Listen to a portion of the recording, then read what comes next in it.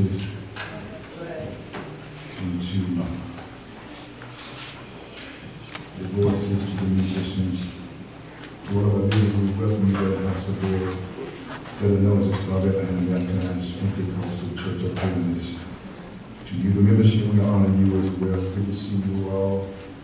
I won't call names, I'll reach somebody else, so good to see you all. It's inclusive. Good to see you all. God bless you. Thank God that God has touched some of you, brought you into the kingdom, into the house. I said the kingdom, into the house. This morning, God's blessings be upon you. I'm on page again, but it's all right. I'm relying on the Lord to help me do this. Because as I get older, and He's doing things in this 2020 for me and with me, I take what I do more seriously than I ever did before in my life, and I always have. But it's become more so because of what's going on in the world today. It's very important in life. And pins and needles, butterflies, and all that stuff. And you know this, I'm going to do what God made me do. I want to invite your attention to 2 Kings chapter 6. I want you to look at verse number 17. 2 Kings chapter 6, verse 17 will be the basis of my thinking on where our subject will come from this afternoon. Again, 2 Kings chapter 6, verse 17. And while you find it, turn your pages to that verse of scripture. I want to thank all those who called in regards to my son David in Nashville and the tornado that hit and demolished quite a bit of Nashville. He's fine. It was real close to him, though. Real close to him. I talked to him more detail a few days ago. He said he won't believe what it looks like in Nashville. He said when I went to work, which takes you a few minutes, it took me about almost 2 hours that morning to get to work. He said it was just devastating. And I want to thank God for God's protection. Someone several people texted me, and I said, the angel of the Lord encamp about them that fear him.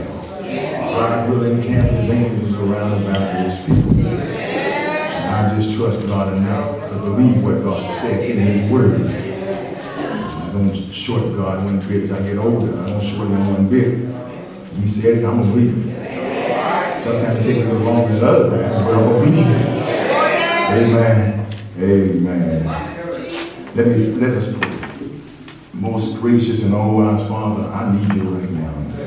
I need you to be with me, speak to me, speak through me.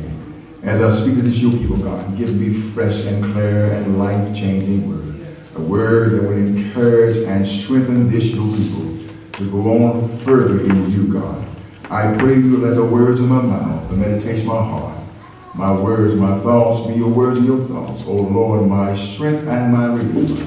These blessings I ask in Jesus' awesome and mighty name I pray. I do thank you. Amen. If you don't have to say, wait a minute. All right. If you would be so kind to stand, those who can't stand and reference to God's word. As we read the sixth chapter of the 17th verse of 2 Kings. I read it from the King James Version. Says this. And Elijah prayed and said, Lord, I pray, open his eyes that he may see. Then the Lord opened the eyes of the young man, and he saw. And behold, the mountain was full of horses and chariots of fire all around Elijah. You will be seated in the presence of the Lord. Let me read this again. I want to read this verse 17 again. And Elijah prayed and said, Lord, I pray, open his eyes that he may see. Then the Lord opened the eyes of the young man, and he saw. And behold, the mountain was full of horses and chariots of fire all around Elijah. For the time that we share together, my brothers and sisters, I want to talk on the subject of, Lord, open my eyes that I may see what you're doing. Lord, open my eyes that I may see what you are doing. Before I really get into 17, I need to go to verse 8. Verse 8, there was a king of Syria who had a problem with the children of Israel,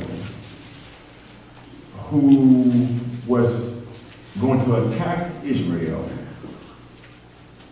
And he had a thing against Israel. I want to say something before I go to verse 9. If God be for you, who can be against you? I'm going to say it again later on.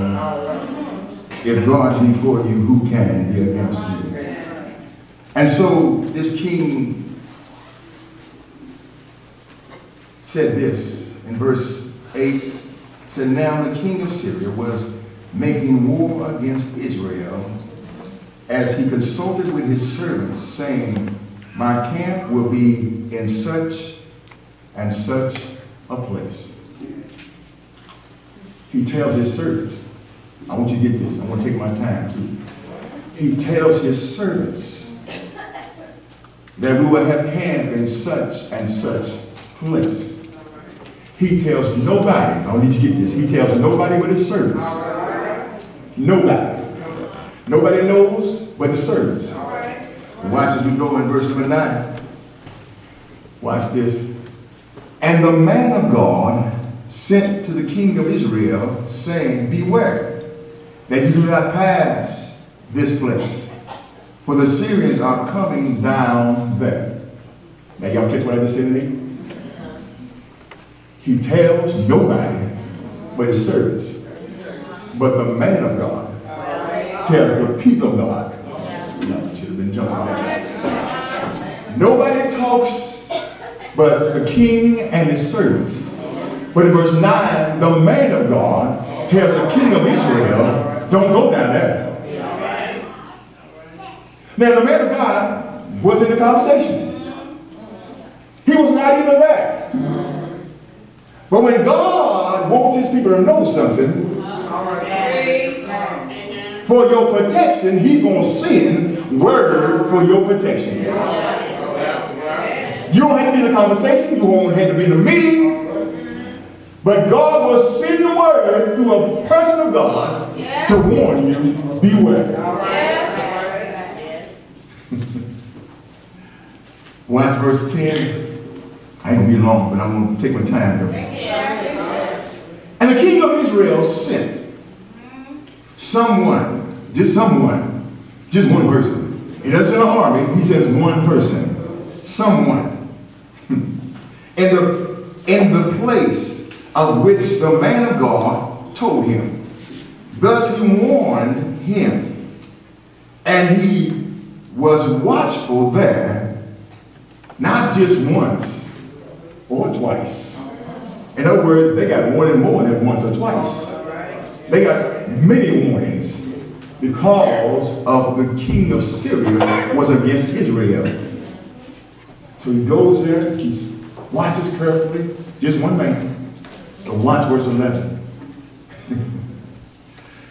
Therefore the heart of the king of Syria was greatly troubled by this thing. I'm going to show y'all something in a minute. Thank you, Holy Ghost. Didn't see it just now. And he called his servants and said to them, will you not show me which of us is for the king of Israel? He's troubled. Which one of y'all told him? Which one of y'all told who spilled the beans? Which one of y'all are the spy? Who told the king that we're going to be there? Which one of y'all? He's bad. He's furious. He's coming. This is why I didn't see to this now. was coming to attack Israel. He was coming to attack the people of God. But the people of God got warning. And so now he goes down there and you don't see nobody there. Because of fair warning. Watch verse 12. Watch verse 12. Watch how the narrative unfolds. Watch how the narrative unfolds. And one of his servants said, none. Nobody, God. Nobody, king. None of us said nothing. But watch this. My Lord. O king, but Elijah, the prophet, who is in Israel, tells the king of Israel the words that you speak in your bedroom. Can I just be practical for a moment? Elijah, the prophet, is in Israel. He has told the king of Israel the words that you said in your bedroom. I'm going to be practical for a moment. He's already told his servants, but I'm going to be more practical. And even he's in his own bedroom. Nobody's in the bedroom but him, but he just talks out loud to himself. He plans against Israel to himself in his bedroom. But the ears of the Lord are everywhere. Open at all times. Watch the rest of the story in verse 13. So he said, go where he is, and I may sin and get him. And it was told to him, saying, surely he's in Dothan. He's in Dothan. That's where he's at. That's where he's at. That's where he's at. He's in Dothan. He's right down there. And so he's going to send for him down there. Watch this.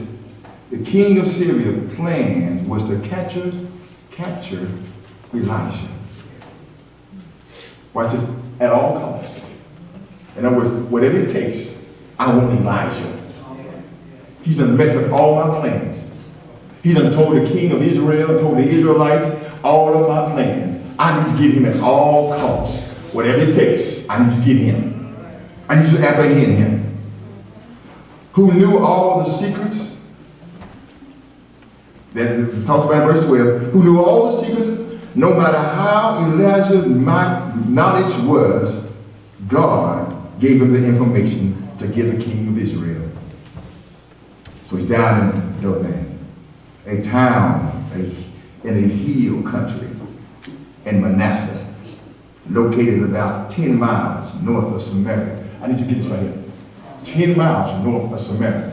I need to say to you, God, I want you to get to Samaria in your mind right now. I'm going to show you something about Samaria. It's 10 miles north of Samaria. Okay. It's 10 miles north of Samaria. Okay.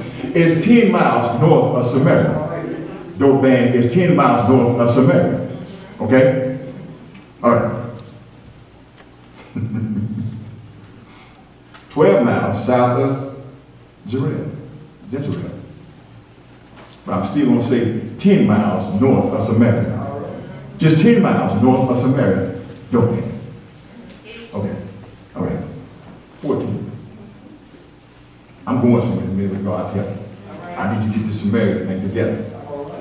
That's why I keep repeating. You see it in the minute. Verse 14 says, therefore he sent horses. This is the king of Syria. He sends horses and chariots, a great army there, and they came by night. They didn't come by the day. If you want to get somebody, you got to come by night. I know sometimes they come by day now in the 21st century, but back in the day, they came by night. It's called the element of surprise.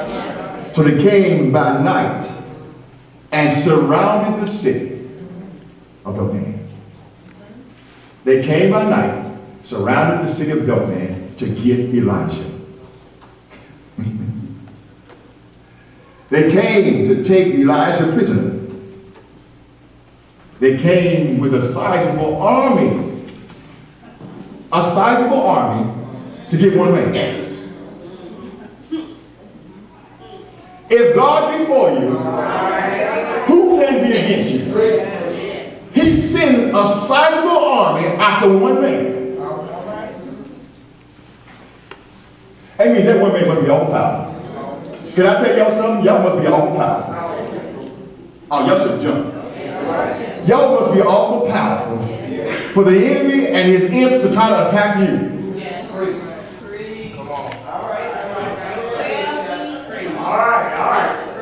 Do you know who you are? I want to say it again. Do you, the people of God, know who you are?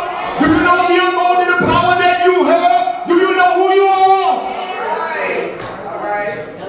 The enemy sends armies after you because of who you are and what you have down inside you as the people of God. Help me, Holy Ghost. He sends a sizable number of army against one man. Although he surrounds the whole city, but they're looking for one man. I'm almost done. 15. Watch 15. And when the servant of the man of God rose early and went out, there was an army surrounding the city with horses and chariots, and the servant said to him, Elias, Master, what shall we do? What are we going to do? They surrounded us. They are surrounding us, Master. What are we going to do? Watch what the man of God says to the servant. Verse 16. So he answers, do not fear. Listen to this. Do not fear. For those who are, watch this, those who are with us are more than these who are with them.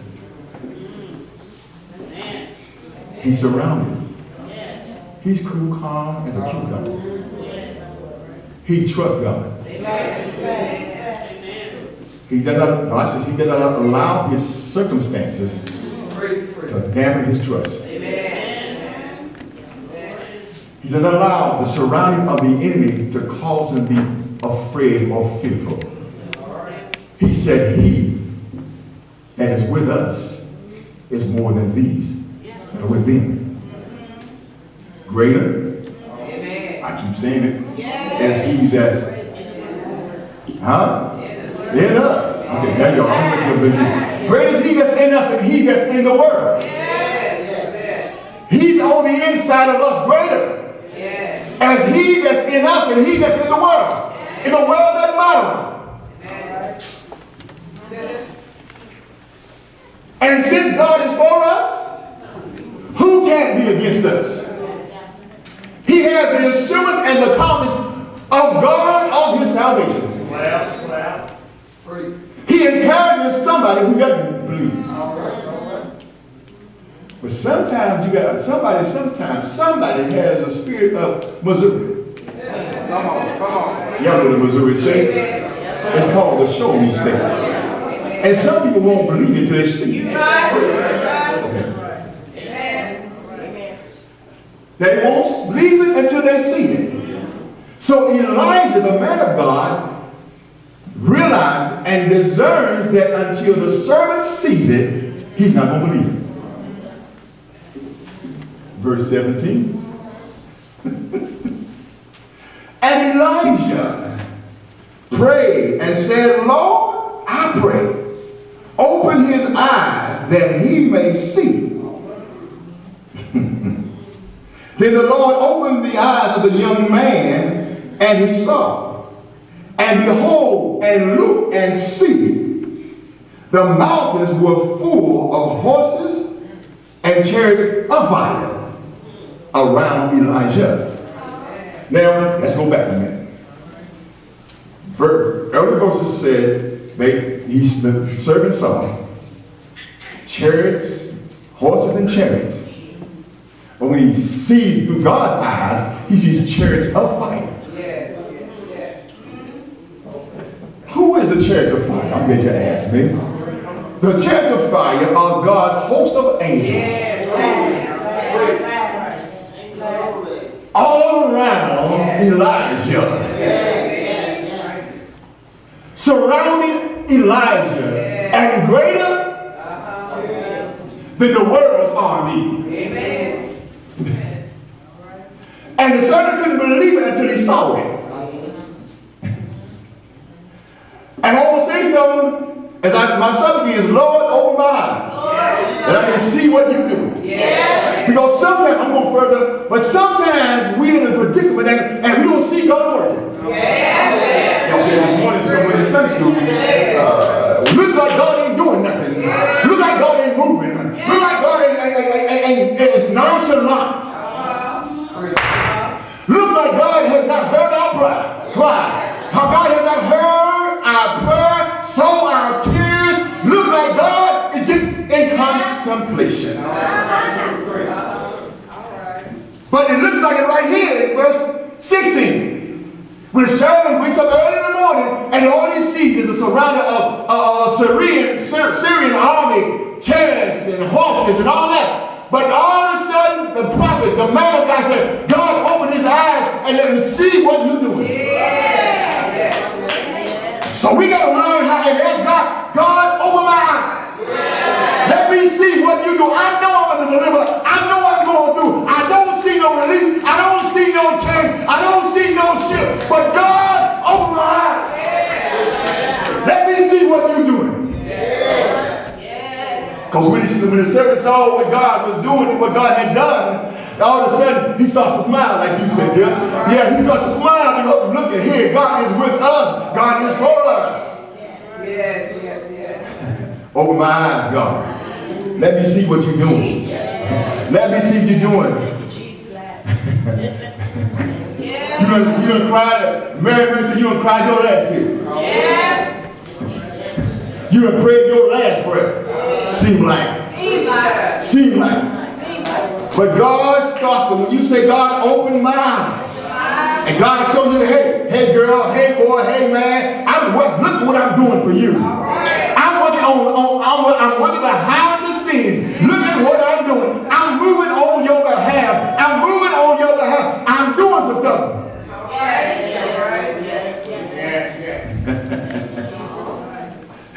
What was supposed to take you out didn't take you out. All right. I got you. I got you back. I want to show you something else, though. I'm going to close. He's surrounded by the host of the angels of God. Now, verse 18 through 23. I want to show you a principle here. In verse 18,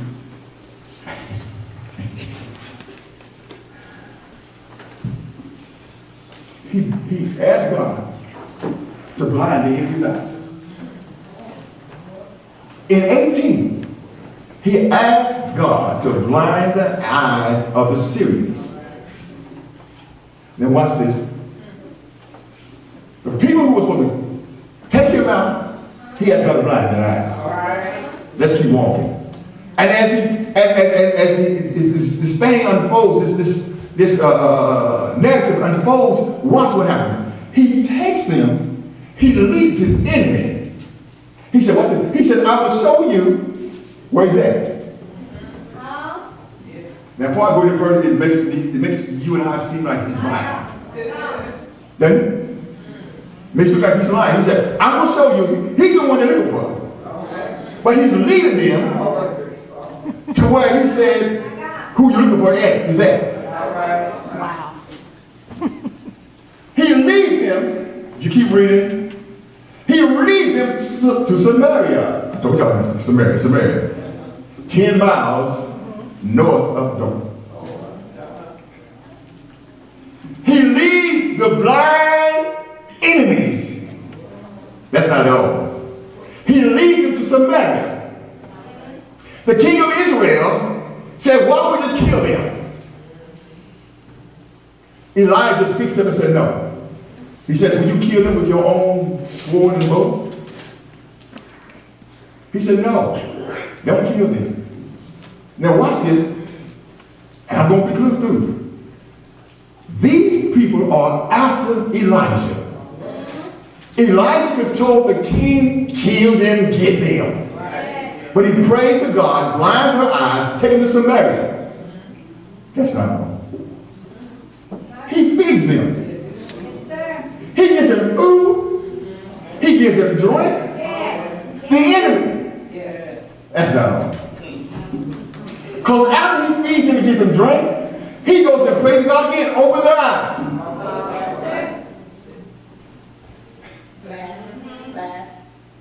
This is what God, this is the principle. Because even when your enemy is after you, you don't. I heard Elder Walker say this a number of times, some time ago. He said you heap coals of fire on their heads. He said what he's really saying is you won't kill with kindness. That's what that means. And so Elijah kills them with kindness. He feeds them. Give them drink. Give them water. That ain't all, y'all. That's not all. That's not all. That's not all. Who was supposed to kill him? He feeds them. Who was supposed to get him? He gives them drink. And all that goes on, he said, God, now open their eyes. They find themselves in Samaria. That's not all. Verse 23. He sends them back home. Y'all get this? He sends them back home. Back home. Back home. That's not all. That's not all. I'm moving my Bible back up. I want y'all to look at verse 23. Look at verse 23, because there's a principle here.